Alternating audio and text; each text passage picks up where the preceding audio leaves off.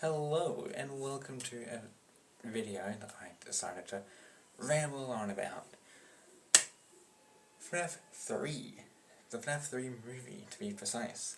Let's ramble, shall we? So, to start off with, let's backtrack to the first two movies. This being the Fnaf 1 movie and the Fnaf 2 movie, obviously. Why wouldn't it be? Let's talk about some things that might help lead into the entirety of Fnaf 3.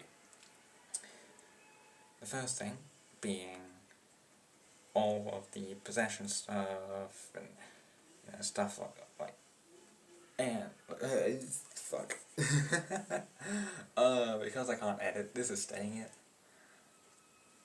Not the possession stuff, that's later on. But William Afton, I think that's his name, purple guy, Springtrap or something like that. He's in the back room of the Fnaf 1 location, and oh god, my face. Thank you, phone, for actually focusing on my face for once. But basically, he's in the back room, which is where they find him in the Fnaf 3 game. According to the phone call, obviously. Let me fix my camera real quick.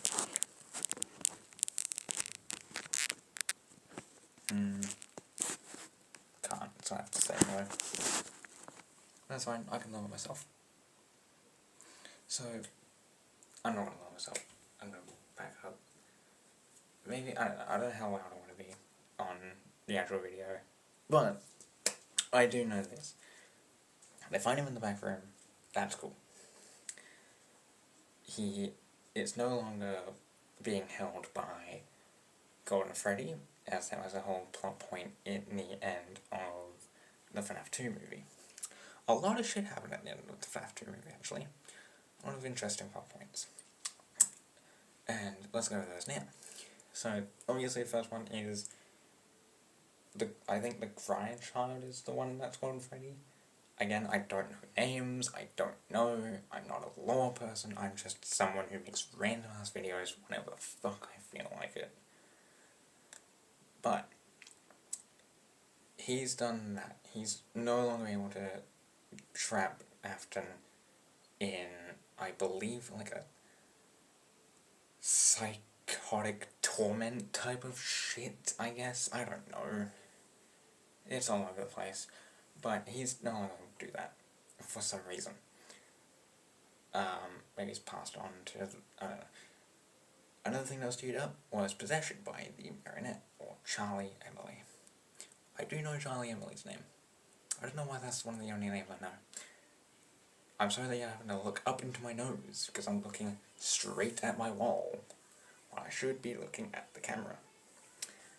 But that looks terrifying. And I don't want to do that. So, I look straight. And keep my eyes down. But, it's already teed up the possession. Which isn't really FNAF 3. It's more sister location and security breach. Sister location being, obviously, baby. Baby! Again, if I knew how to edit, I should put a picture here, but I don't. So, you can just fuck off. Yeah. Also, if you don't like my attitude, again, you can fuck off, because I don't give a shit. I make videos for the hell of it. I'm not a content creator. I just talk. But something that has happened, or did happen in the end of FNAF 2 movie, was, again, I can't remember his name, Charlie Emily's dad.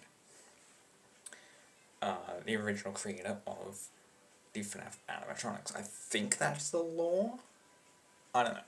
But he gave Mike Schmidt, the replacement for the music box, which he says calms Charlie. Which is cool. And that means that Mike is going to have to use that music box in either the third or the fourth movie. I'll get into the fourth movie in the next video, which I will make. I promise I will actually make a fourth movie. No, fuck. You know what I'm saying. I'll actually make a video on it. Because I have a lot to rant about. And too much for just one video. This is already 5 minutes long. So that's 5 minutes? Yeah, this is already 5 minutes long. But he's teed that up. I think they were schematic. I don't know. I haven't watched the movie in a very long time. My memory's horrible and I can't be fucked watching it again. But I believe there were schematics of Lefty. If not, then that's fine as well. But either way, in the FNAF 3 location, Fazbear Fright, Mike Schmidt has to create Lefty. There's no other way. The music box calms, but doesn't trap. He needs to have a way to contain the marionette, and also get her out of Vanessa, because they're currently possessing Vanessa. Yay! Vanny, but in a different way. So, yeah, that's that. He also needs to be able to kill Afton again. So that'll be interesting. But since Lefty is literally just a Black Freddy, God, that sounds horrible. If he goes to Fazbear Fright, he has all the parts. Because the people were just so kind to bring all of the parts that he needs to one location for him to strip them of their parts and build Lefty, and put the music box into Lefty's mechanics, have it permanently on, so that when the marionette comes by, the marionette stops, calms down, and I think when they calm, they can't possess. I think that's one of the things. It's going to have to be in order for it to work, but I think when they calm, they can't possess. So they're going to leave Vanessa, be in more of a stasis type of state, I guess, and be able to be moved into the chassis of Lefty. And then they close up Lefty, the marionette's stuck in there, until the music box ever turns off. Unless he somehow makes it so that she can't get out of Lefty any other way. In which case, good on him. But, whatever.